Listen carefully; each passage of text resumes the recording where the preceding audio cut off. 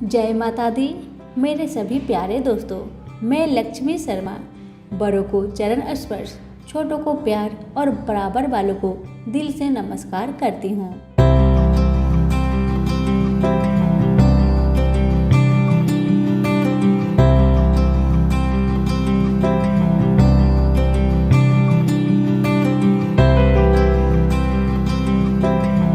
कहते हैं कि जिनके जीभ पर भगवान के मंगलमय गुणों एवं परम पवित्र नाम का सुमिरन नहीं करती, जिनका चित्त भगवान के चरण कमलों का चिंतन नहीं करता, जिनका सिर एक बार भी भगवान को प्रणाम करने के लिए नहीं झुकता, भगवत कर्मों से सर्वथा पृथक रहने वाले केवल उन दुष्टों को ही तुम लोग यहाँ यमपुरी में लाया करो।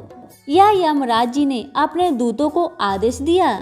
जब भी यमदूत हाथ में पास लेकर मृत्यु लोक में मरणासन प्राणियों को लेने चलते हैं, तभी उन्हें पास बुलाकर उनके कान में यमराज जी समझाते हैं कि जो लोग भगवान की कथा को कहने सुनने में लगे रहने वाले हैं, उनके पास तुम मत जाना, उन्हें तुम छोड़ ही देना, क्योंकि मैं दूसरे सब प्राणियों का कर्म का दंड देने वाला स्वामी हूँ, पर भगवान के भक्तों को दंड देने की शक्ति मुझ में नहीं है। मैं उनका स्वामी नहीं हूँ। नित्य देव होने पर भी यमराज भी भगवान सूर्य नारायण के पुत्र हैं। वह देव शिल्पी विश्वकर्मा की पुत्री संज्ञा से उत्पन्न हुए हैं। उनके शरीर का रंग श्याम वर्ण का है और वह हाथ में भयंकर दंड लिए रहते हैं। उनका वाहन भैंसा है। भगवान ब्रह्मा की आज्ञा से ही प्राणियों को कर्मों के अनुसार फल का निर्णय करने जैसे कठोर कर्म उन्होंने स्वीकार किया, वैसे तो वह भगवान के अंश है और कारक पुरुष है। कल्पात तक सैमनीपुरी में रहकर वे जीवों को उनके कर्म अनुसार फल का विधान करते रहते हैं। पुण्य आत्मा जीवों को यमराज जी धर्मराज के रूप में बड़े सौम्य दिखते हैं। पुण्य आत्मा जीव शरीर छोड़ने पर धर्मराज के सौम्य सुंदर सिलवान दूतों द्वारा बड़े सुख एवं आदर पूर्वक सैमनी पहुंचाया जाता है और धर्मराज उसको उसके पुण्य के अनुसार उच्च लोकों में भेजते हैं। किंतु पापियों को उग्र रूप में दर्शन देना, उन्हें नरक में डालना आदि भयंकर कर्म को भी वह दया से ही करते हैं। यमराज प्रधान भगवताचार्य में है, अतएव उनके द्वारा निष्ठुरता तो संभव ही नहीं है। वह तो दंड इसलिए देते हैं जिससे प्राणी पापों से छूटकर पवित्र हो जाए, वह शुद्ध होकर फिर पृथ्वी पर जाने योग्य और उसे भगवान को पाने का अवसर प्राप्त हो सके। जैसे अशुद्ध सोने की अग्नि में तपाते हैं शुद्ध करने के लिए, वैसे ही यमराज जी के द्वार नरक की विविध यातनाओं जीव के पाप कर्मों के फल को दूर करने के लिए ही दी जाती है। यमराज जी ने अपने दूतों को भक्ति तत्व का उपदेश कराते हुए कहा, जीव के समस्त पापों को दूर करने के लिए इतना ही साधन पर्याप्त है कि वह भगवान के दिव्य गुण, मंगलमय चरित्र एवं परम पावन नाम का स्मरण करे। जो बुद्धिमान पुरुष है वह ऐसा सोचकर भगवान के भजन में ही संपूर्ण भावनाओं के साथ चित्त को लगाते हैं। ऐसे महापुरुष मेरे द्वारा दंड पाने योग्य नहीं हैं। उन्होंने यदि पहले कुछ पाप किया भी हो तो भगवान गुना अनुवाद उसका नाश कर देगा। जो सामदर्शी भगवत साधुजन है, उनके पवित्र चरित्र तो देवता तथा सिद्धगण भी गाया करते हैं। मेरे दूतों, भगवान की गदा सदा उनकी रक्षा क्या करती है। तुम लोग उनके पास मत जाना। मेरे कोई सेवक या स्वयं में ही उन्हें दंड देने में समर्थ नहीं। ऋषि किंचन वीतराग परमहंस जन रसग होकर भगवान के चरण कमलों के इस मकरंद में निरंतर लगे रहते हैं। भगवान मुकुंद के उस पदार्वित मकरंद से विमुख होकर तृष्णा के द्वार, नरक के द्वार रूप घरों में जो बंधे हैं, उन काम क्रोध परायण स्त्री पुत्र आदि संसारासक्त पुरुषों को ही तुम लोग यहाँ यमपुरी में लाया करो। आज की हमारी यमराज की कथा यहीं पे समाप्त होती है। सावर्णी मुनि की पुत्री तुलसी अपूर्व सुंदरी थी।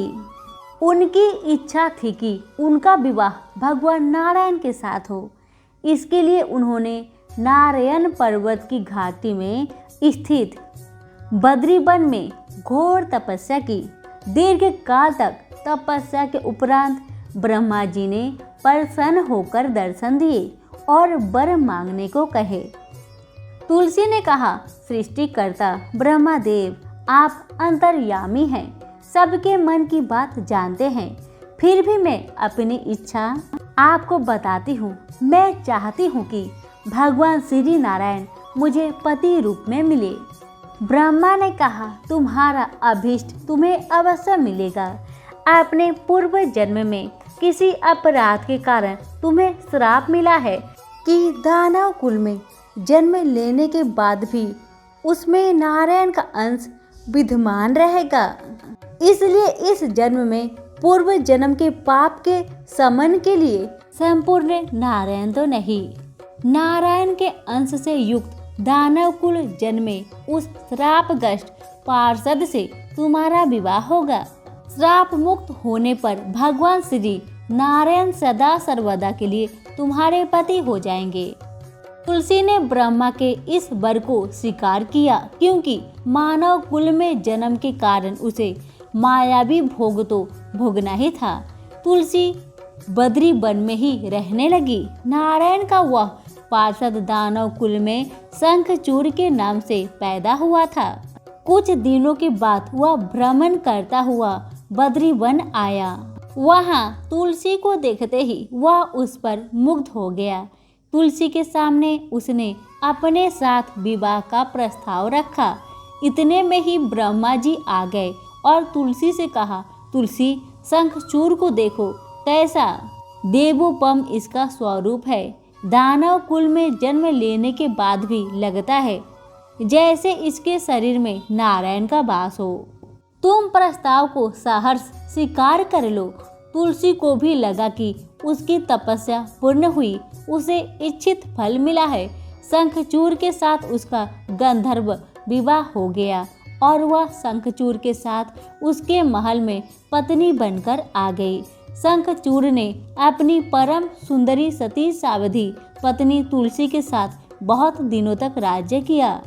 उसने अपने राज्य का इतना विस्तार किया कि देवलोक तक उसके अधिकार में आ गया।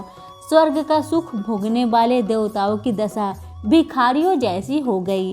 शंखचूड़ किसी को कष्ट नहीं देता था, पर अधिकार और राज्य छीन जाने से सारे देवता मिलकर ब्रह्मा, विष्णु और शिव की सभा में गए तथा अपनी विपत्ति सुनाई। ब्रह्मा जी ने कहा, तुलसी परम साध्वी है, उसका विवाह शंखचूड़ से मैंने कराया था और शंखचूड़ को तब तक नहीं हराया या मारा जा सकता है जब तक तुलसी को न छला जाए। विष्णु ने कहा, शंखचूड़ पूर्व जन्म में मेरा पार्षद था, श्राप के कारण उसे दैत्य कुल में जन्म लेना पड़ा। इस जन्म में भी मेरा अंश उसमें व्याप्त है। साथ ही तुलसी के पतिव्रत धर्म से वह अजय है।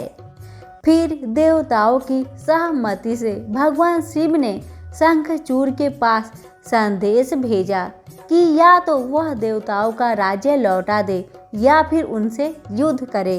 शंखचूड़ शंकर के पास पहुंचा। उसने कहा, देवाधिदेव, आपके लिए देवताओं का पक्ष लेना उचित नहीं है।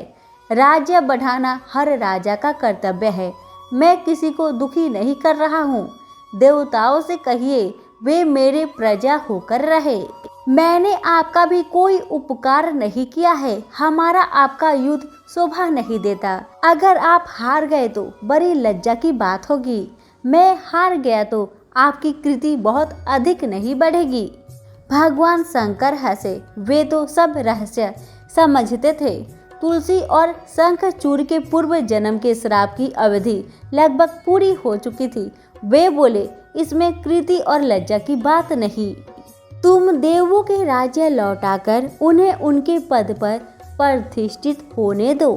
युद्ध से बचने का यही एक उपाय है। शंखचूड़ ने कहा, मैंने युद्ध के बल से देवलोक जीता है कोई उसे युद्ध के द्वारा ही वापस ले सकता है। यह मेरा अंतिम उत्तर है। मैं जा रहा हूँ। ऐसा कहकर शंखचूड़ चला गया। उसने अपनी पत्नी तुलसी को सारी बात बताई और कहा, कर्म भोग सब काल सूत्र में बंधा है। जीवन में हर्ष, सुख, भय, सुख, दुख, मंगल, अमंगल काल के अधीन है। हम तो केवल निमित्त है। संभव है भगवान शिव दोनों का पक्ष लेकर मुझसे युद्ध करे। तुम चिंता मत करना, तुम्हारा सती तेज मेरी रक्षा करेगा। दूसरे दिन भगवान शंकर के नेतृत्व में देवताओं ने युद्ध छेड़ दिया। शंखचूड़ ने भीषण बाणों की वर्षा कर उनका वेग रोका। उसके प्रहार से देवता डगमगाने लगे। उसने दानवी शक्ति का प्रयोग कर मायावी युद्ध आरंभ किया। युद्ध स्थल पर वह किसी को दिखाई नहीं देता था, पर उसके अस्त्र शस्त्र प्रहार कर देवों को घायल कर रहे थे। देवगण अपने अस्त्र चलाए तो किस पर चलाए, क्योंकि कोई शत्रु सामने था ही नहीं। कई दिनों तक इस तरह भयंकर युद्ध चला। शंखचूड़ पराजित नहीं हुआ। तब शिव ने विष्णु से कहा, विष्णु कुछ उपाय करो, अन्यथा मेरा तो सारा यश मिट्टी में मिल जाएगा। विष्णु ने सोचा, बल से तो शंखचूड़ को हराया नहीं जा सकता, इसलिए छल का सहारा लेना होगा। उन्होंने तुरंत अपना स्वरूप शंखचूड़ जैसा बनाया और अस्त्र शस्त्र से सज्जित हो तुलसी के पास आए और बोले, प्रिय, मैं युद्ध जीत गया। सारे देवता भगवान शंकर समेत हार गए। इस खुशी में आओ, मैं तुम्हें अंक से लगा लूं। पति को प्रत्यक्ष खरा देख तथा विजय का समाचार सुन वह दौड़कर मायावी शंखचूड़ के गले से लिपट गई। इस प्रकार पति पत्नी दोनों ने आलिंगन हो खूब खुशी मनाई। पर पुरुष के साथ इस प्रकार के व्यवहार से उसका सती तेज नष्ट हो गया। उसका सती तेज जो शंखचूड़ की कवच के रूप में रक्षा कर रहा था, वह कवच नष्ट हो गया। शंखचूड़ शक्तिहीन हो गया। यह जानते ही भगवान शंकर ने अपने त्रिशूल से प्रहार किए। त्रिशूल के लगते ही शंखचूड़ जलकर भस्म हो गया। शंखचूड़ के मरने को जानकर विष्णु अपने असली स्वरूप में आ गए। सामने अपने पति शंखचूड़ के स्थान पर भगवान विष्णु को खड़ा देख तुलसी बहुत विस्मित हुई। उसको पता लग गया कि स्वयं नारायण ने उसके साथ छल किए हैं। क्रोध में आकर उसने श्राप दिया, एक सती स्त्री का अस्तित्व भंग करने के अपराध में तुम हृदयहीन पत्थर हो जाओ। विष्णु ने तुलसी के श्राप को शिरोधार्य कर कहा, देवी, तुम्हारे तथा शंखचूड़ के कल्याण के लिए मुझे ऐसा करना पड़ा। तुम दोनों को श्राप मुक्त करना था। तुम भी अब शरीर त्याग कर तुलसी बिरवा के रूप में जन्म लोगी और मेरी पूजा तुलसी दल से होगी। मैं शालिग्राम पत्थर बनूंगा। मेरा शीश पर तुम आदर से विराजमान होगी। तुम्हारे पति की हड्डियों के चूर्ण से शंख की उत्पत्ति होगी। उस शंख ध्वनि से देवताओं तथा मेरी पूजा आराधना होगी।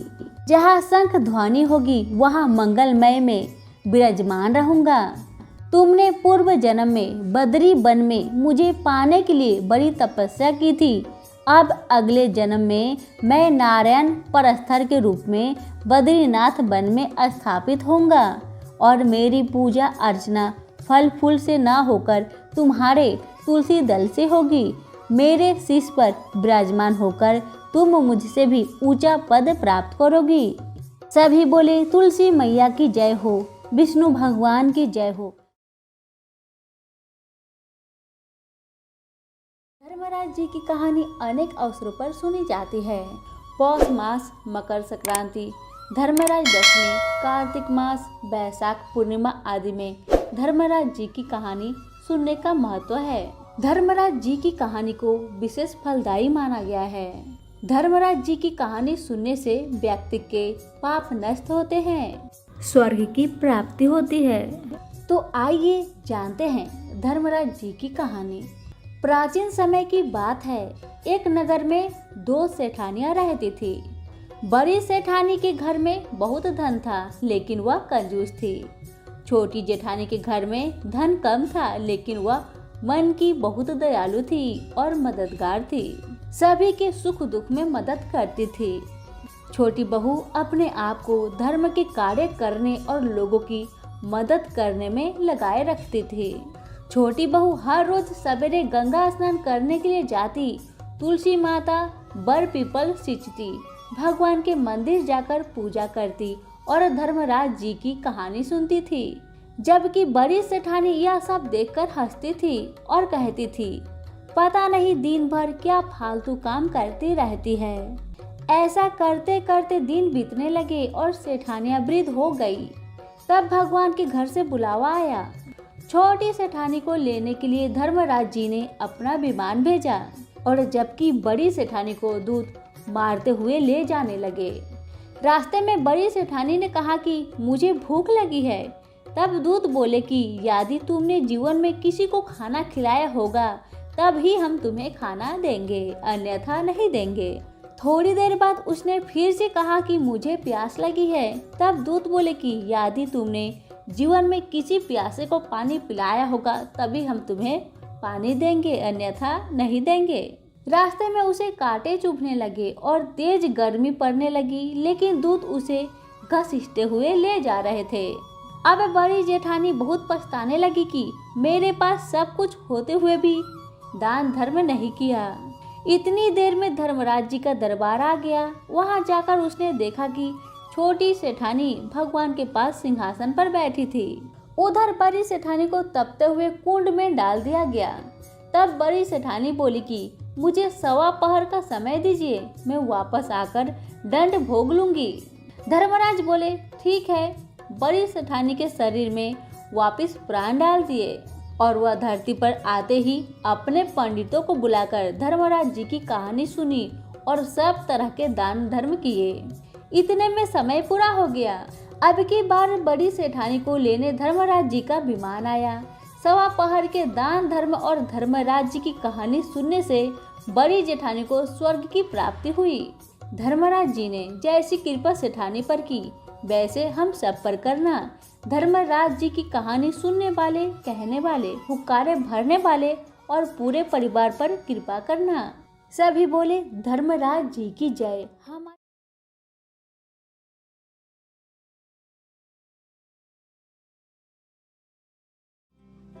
एक गांव में पोपा बाई रहती थी। जब वह 5 साल की थी तभी से वह नियम से धर्मराज जी का व्रत कथा सुनती थी और व्रत करती थी। एक दिन उसने अपने भाई व भाभी से कहा कि मैं शादी नहीं करूंगी। अब मैं अपना समय भगवान की पूजा अर्चना में बिताना चाहती हूँ, इसलिए मेरी झोपड़ी गांव के बाहर बनवा दो और गांव में सबको कह दो कि वह अपनी गाय व बछड़े को मेरे यहाँ ही घास फूस चरने को भेज दे और जिसकी भी इच्छा हो, श्रद्धा हो, मुझे खाना भिजवा दे। एक दिन नगर का राजा शिकार खेलने जंगल में आया और गांव के बाहर जंगल के पास बनी झोपड़ी को देखकर रुक गया। झोपड़ी के पास खड़ा होकर उसने आवाज लगाई कि कौन है, लेकिन भीतर से कोई आवाज न आने पर वह लगातार दरवाजा खटखटाता रहा। तब पोपा बाई उठी और कहने लगी कि कौन हो तुम जो बार बार दरवाजा बजा रहे हो, क्यों आवाज लगा रहे हो? राजा ने कहा कि मैं यहाँ का राजा हूँ और तुम्हारे साथ विवाह करूँगा। पोपा बाई ने कहा कि जहाँ से आए हो वहीं चले जाओ, मैं किसी पराये आदमी का मुंह नहीं देखना चाहती हूँ। राजा ने पोपा बाई की एक ना सुनी और उसे जबरदस्ती उठाकर ले गया। तब पोपा बाई ने राजा को श्राप दिया कि तुम्हारा सारा राजपाट नष्ट हो जाएगा। महल में आने पर राजा की रानियों ने सारी बात सुनकर राजा से अनुरोध किया कि पोपा बाई को वहीं वापस छोड़ आओ। राजा जब पोपा बाई को वापस झोपड़ी में छोड़ने जाने लगा तो रास्ते में पाप की नदी आई जिसमें राजा डूब गया। कुछ समय बाद पोपाबाई मृत्यु के बाद धर्मराज जी के यहाँ पहुंची और धर्मराज जी ने उन्हें स्वर्ग का राज दे दिया। एक बार एक सेठ व सेठानी मृत्यु लोक से स्वर्ग लोक को आए तो उसके द्वार बंद देखकर वह धर्मराज जी से द्वार खोलने का आग्रह करते हैं। धर्मराज जी कहते हैं कि इस द्वार पर पोपाबाई का राज है। इस पर सेठ सेठानी कहते हैं कि हम पोपाबाई को नहीं जानते हैं। धर्मराज जी उन दोनों की बात सुनकर कहते हैं कि तुम दोनों 7 दिन तक मृत्यु लोक में रहो। 8 खोपरा से राई भरकर 5 कपड़े ऊपर रखकर कहानी सुनकर उद्धापन करना और कहना कि राज है पोपाबाई लेखा लेगी राई राई। राज है पोपाबाई लेखा लेगी राई राई। सभी बोले पोपाबाई की जय हो।